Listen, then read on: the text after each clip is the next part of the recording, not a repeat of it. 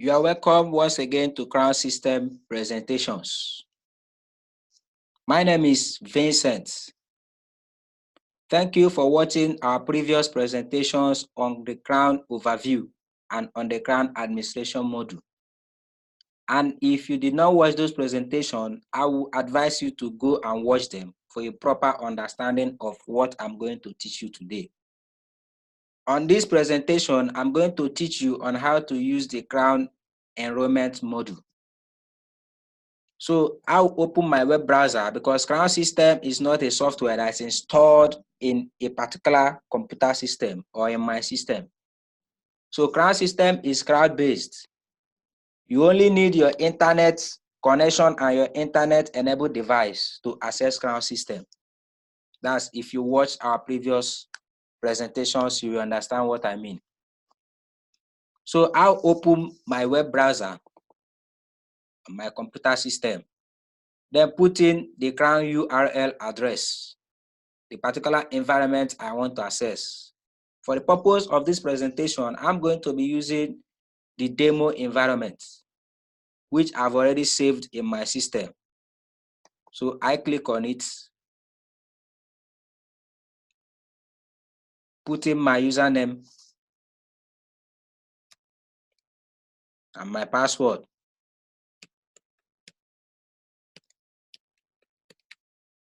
And I log into the system. So this is the home page of Crown System. I'll go straight to Crown Enrollment module on the left-hand side and click, or I come to the icon on the right-hand side and click on Go to go into the Crown Enrollment module. Now, Crown Enrollment is where you capture the information of your school and the information of your students, as well as the information of your employee. And it is from Crown Enrollment that other modules of Crown System, if you are using school administration modules, will come and pick informations that they use to work.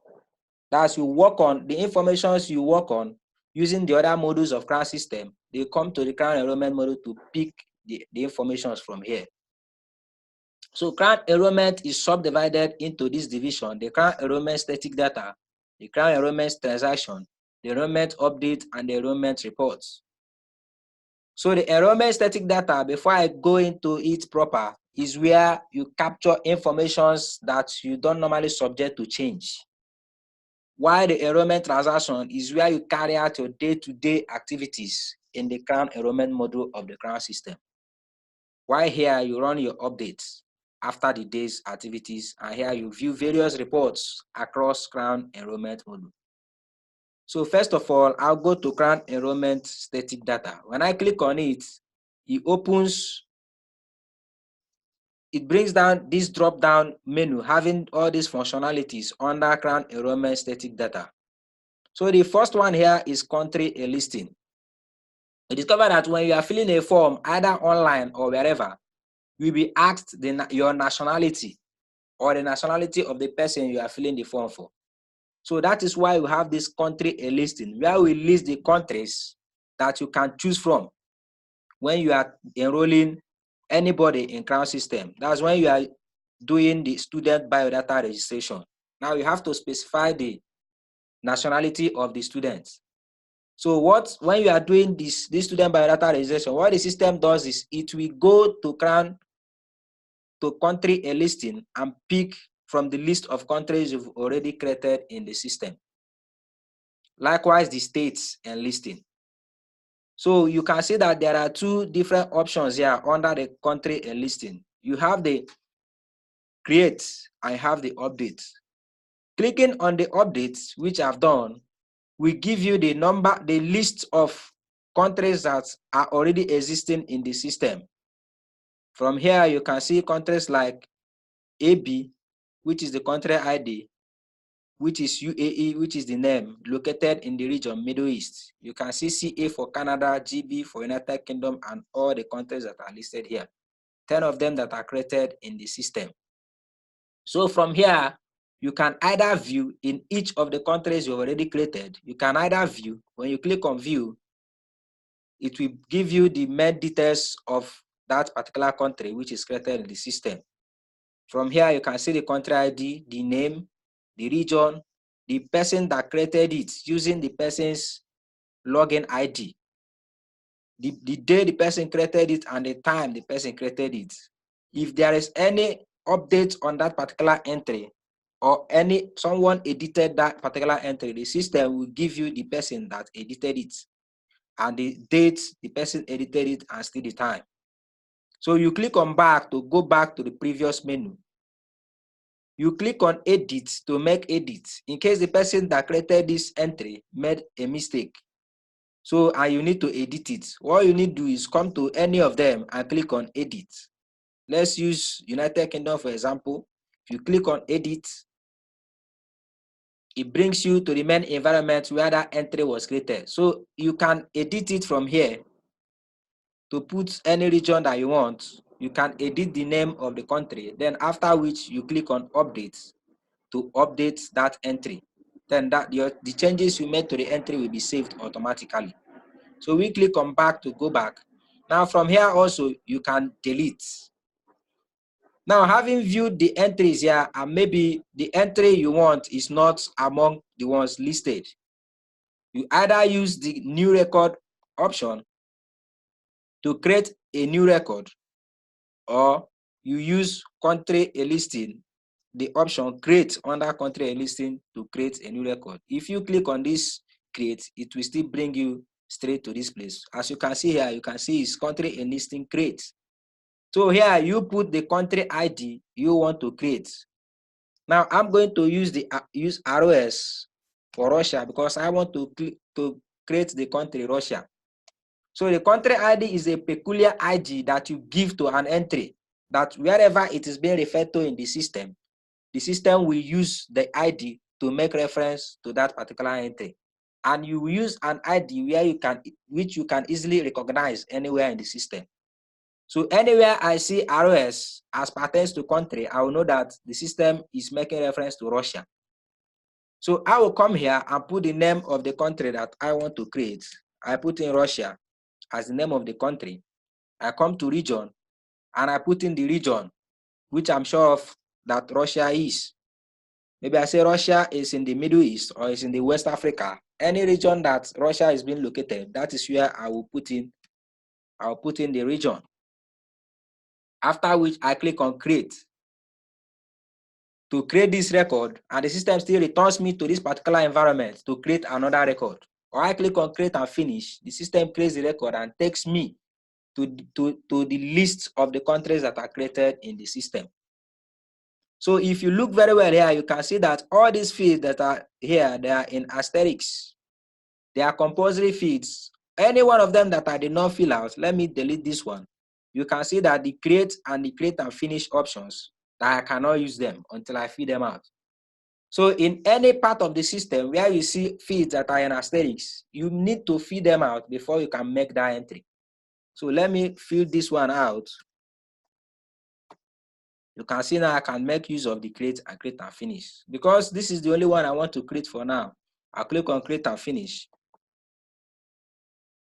The system creates the entry. If you look at here, you see success, new country created with ID ROS. So the system has created this record. But if I wanted to recreate another record here using an already existing country ID, the system will not create that record. It will give me an error message in this place. So now the system has created the record. And if you look at this place, you now have page 1 and page 2. Because as you can see from this system is defaulted to show only 10 entries per page. And you can see it here. And I can change it from here. If I don't want it to be only 10 entries, I can choose maybe 25. Now I will see 25 entries in this place. You see, it has returned it to 1 page alone. And I can see it has increased in this place. All right. So now maybe I have too many entries here that I want to check, and I can't start looking for the particular one I want because there are too many of them. All I need to do is to use this search option.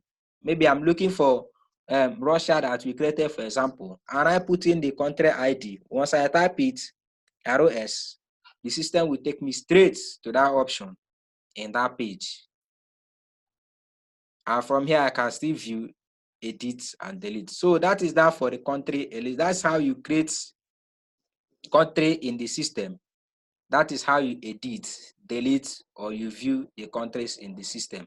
Now remember, either you use the create or the new record to make new entries in the system. So I return this one to what it was before. It has already been parameterized in the administration module to show 10 entries per page. All right, we move straight to states and listing, where I click on update to see the states that are already existing in the system. I can see there are so many there are 10 entries here, and I can see there are 2 pages, page 1 and page 2. If I click on these 2, it takes me to the page 2. And I can as well use search to search for any of the entries I want to search for. I can use the previous to go to the previous. I can use the next to go to the next page. So having said that, I want to create a new entry. In this case, I'm going to use this option, create, under the state and listing. So when I click on create, now just like the country and listing, I have here state ID that I want to create. Now, let me still create a state for the country I just enlisted in the system. So I use MS as the country, the state ID. Maybe the state name, I use Moscow as the state name. Now I can see here, I have a binocular here where I can choose. If I click on this place, it will give me the list of countries that are in the system already. So from here, I will now choose which country that particular state is in. So that particular state is in Russia. All I need to do is search Russia because I don't want to waste my time looking for it one after the other. So I know it's in Russia. I click on Russia. I click on select. Now you see here, Russia has appeared here. So having done that, that is how you choose from any of these, because the system does not know the particular state you are creating. That's the particular country that state is located in. If I choose it to be United Kingdom, then it means that for the system, the state Moscow is in United Kingdom. And if you create, it will still create. But I want to create the correct entry. So I put the correct country, Russia, and I click on create and finish because I only want to create only one state. You can see success, new states with IDMS created. Then terms and listing. This is where you create the number of terms that you have in your school. Like if I click on update to view the existing, all right, for this school, I have term 1, term 2, and term 3 for first term, second term, third term. So this is for this particular school, they operate in 3 terms per session. So in case they operate only 2 terms per session, you only create 2 entries here. So from here, you can view, edit, and also delete. Or if I want to create an entry, if they have 4 terms, which they operate on per session, or even if it is the name, that's the narration of the term, is not first term, second term, third term, I can choose any one that I want for the system, provided it is what is obtainable in my school. So for here, maybe I want to create another entry. I can say SM004. I can say for 4th semester as the name.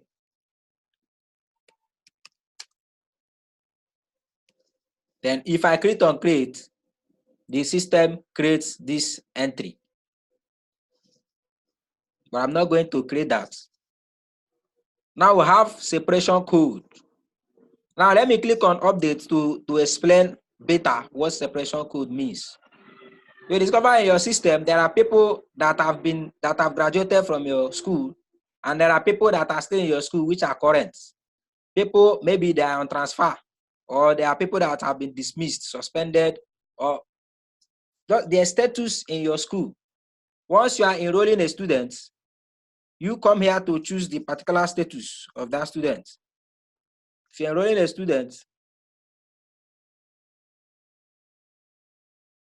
in the student biodata, you will specify if that student is still in your school, then you choose current. If the student has graduated, then you choose graduated. That is the reason for this separation code. So this is where you come to create them.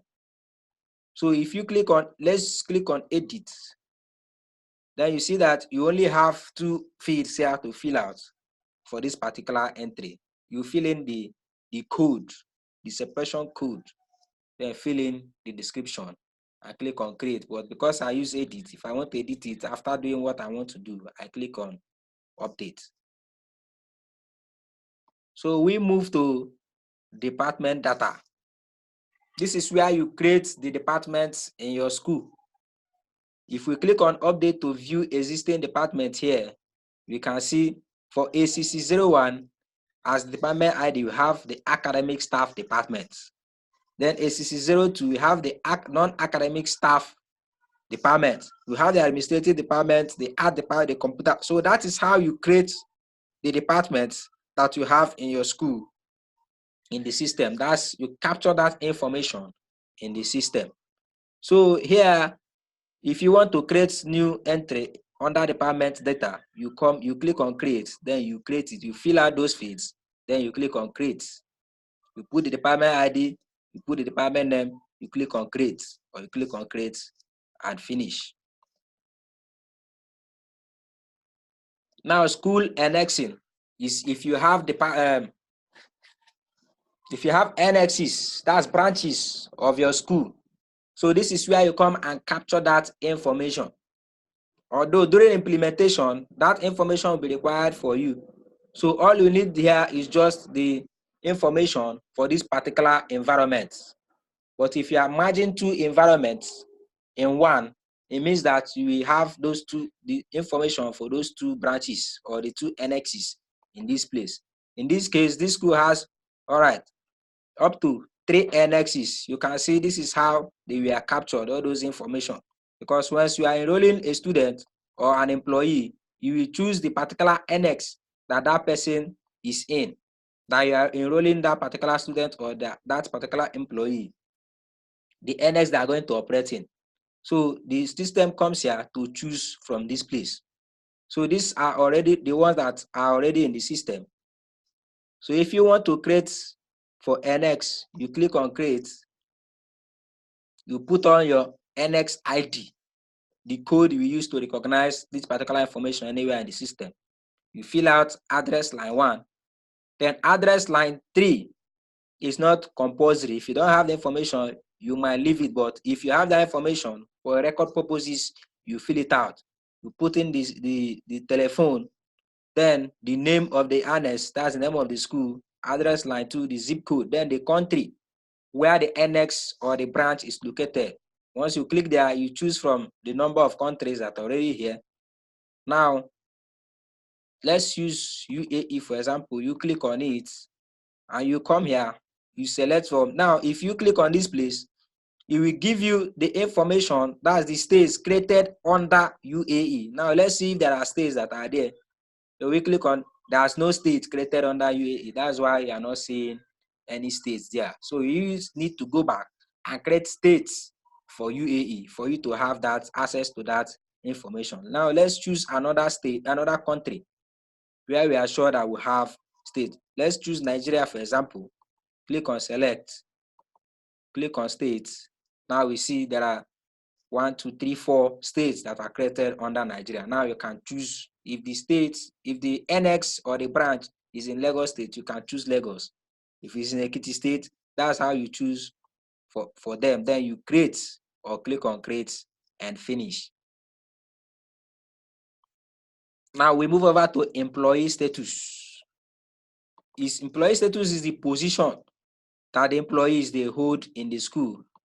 Having clicked on update on employee status, you have the positions that are available in this school. You have founder of the school or founders of the school, which are in status 1 with the status ID ST001. The second state position there, you have the administrators. So once you are capturing the information of employee, now it will ask you of the position the person is occupying in the school. So if the person is an administrator, you will come to this place and choose that the person is an administrator. Or if the person is a founder, you choose a founder. So all this information will be attributed to that person. If the person is a principal, vice principal, librarian, class tutor, now all these entry, they are not rocket science. You create them yourself so that the system, once you are capturing information for somebody, the system can come here and pick. You can come here and pick from any of these entries that you've already created in the system. So if you want to create this, you come to employee status, click on create, put in the status ID and the description of the status. Then you click on create or create and finish to create the entry. Now you have the subject and listing, where you list the subjects that are offered in your school. Here you click on create, you come to this place, you put in the subject ID, you put in the subject's name to create this entry, and you click on update to view the ones that are already created in the system. Now, if you are creating a subject with a subject ID that is already in the system will not create it. Now, let's try that and see. Let me go to updates.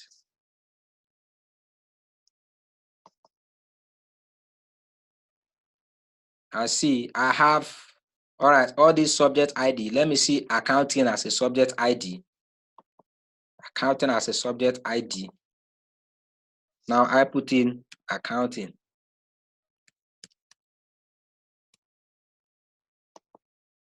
I put in maybe, let me see for the description. Account. Let me try to create it. All right. Error. Subject with the same subject could already exist. Please provide a unique value. So you see, the system cannot create that entry because we already have a subject with this subject code in the system already. So you have to provide a unique one for that particular subject. So having said that, we move over to class and listing. The same thing, updates to view already existing entries in the system as regards to class. You see, these are classes that are already in the system. You click on next to view the next page, or you just click on the number to view the next page, or you use the search button to search for that particular class. Now let's click on create to see the information that we need to create a class. You click on create. All right. Now here you put in the class ID, put in the class name here, fill out the class name, which are two compulsory fields. The class position, the position of the class in the school, you fill it out in this place. Now the promotion method, you see this small arrow here, you click on it, you choose the promotion method that the class uses to promote the students in that particular class. You have mandatory, you have percentage cumulative marks method, you have the percentage pass mark method, and all the method you can choose from already implemented in the system. So any of them you choose is what the system will use in grading students in that particular class. So you have the number of course subjects that are being offered in that school, in that particular class. So you fill out that information here. The elective subject, you fill it out. The class size, if there are 30 students in that class, or if that class can accommodate like 40 students, because you are hopeful and you're expecting like 40 students. Now you fill out that information in this place. So when the system is grading that particular student in that class, it will use this class size coupled with the method of promotional method to grade that student. Now, all the fields here, they are compulsory fields, meaning you have to fill all of them out before you can create an entry. Now, the class stream, if you have like JSS1A or JSS1B or C, you come here to specify the particular stream. Now, the class form, the relative exam position that the system will use for that particular class, you come here, you choose from class forms and class, which are two options already implemented in the system. The number of mandatory subjects for the system and minimum pass mark below which a student in that class will be considered to have failed. in that class. So you specify it here and click on create. So that is it for how to create a class in the system. Now you have facility enlisting. This is where you capture the information of the facilities you have in the school, like the library, the physics lab, the biology lab, the whatever facility that you have in the school, the hostess. You come here, you capture the facilities in the school. That's facility enlisting. If you click on create, to create it, you see, you put the facility ID, put the name of the facility, put the location where the facility is located, whether it's located in the front end of the school, or so you give the location of that facility here. Now, the number of people that facility can accommodate, that's the capacity of the facility, you put in that information here and you click on create to create that facility.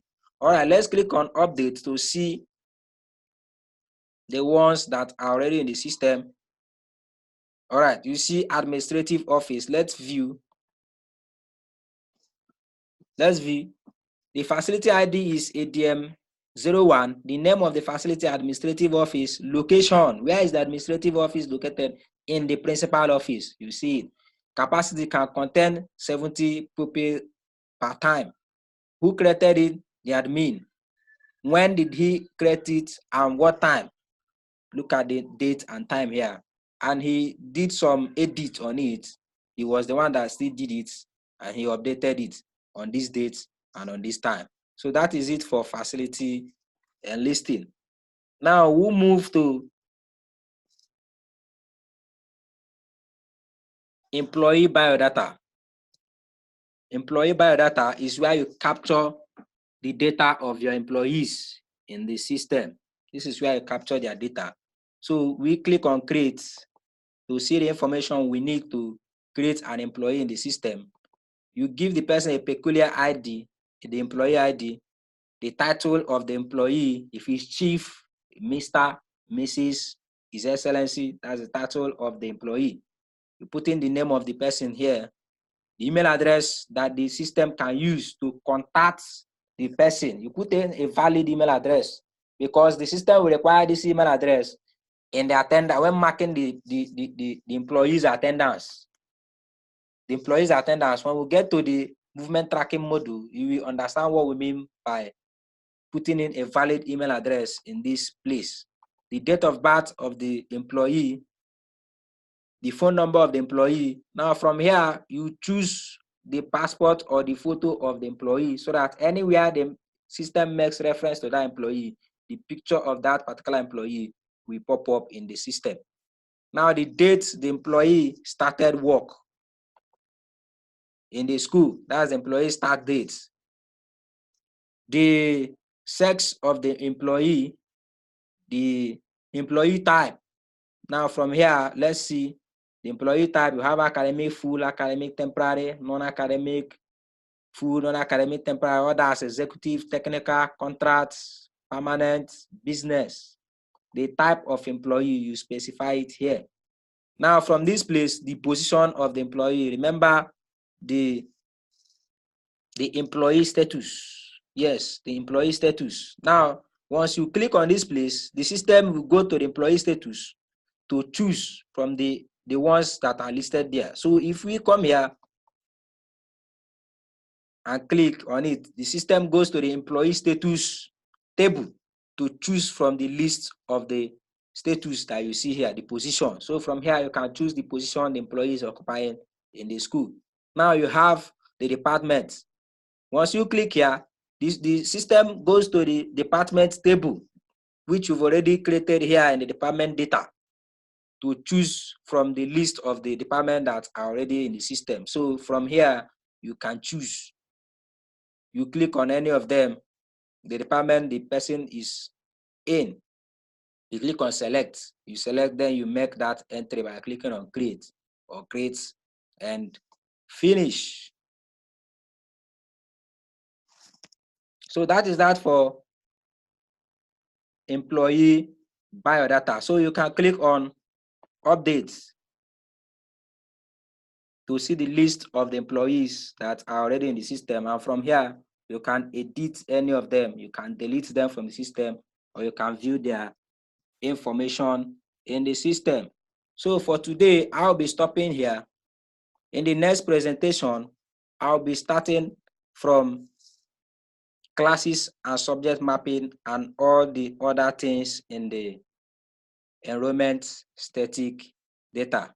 Thank you for watching until I cross your way on the next presentation. Thank you once again.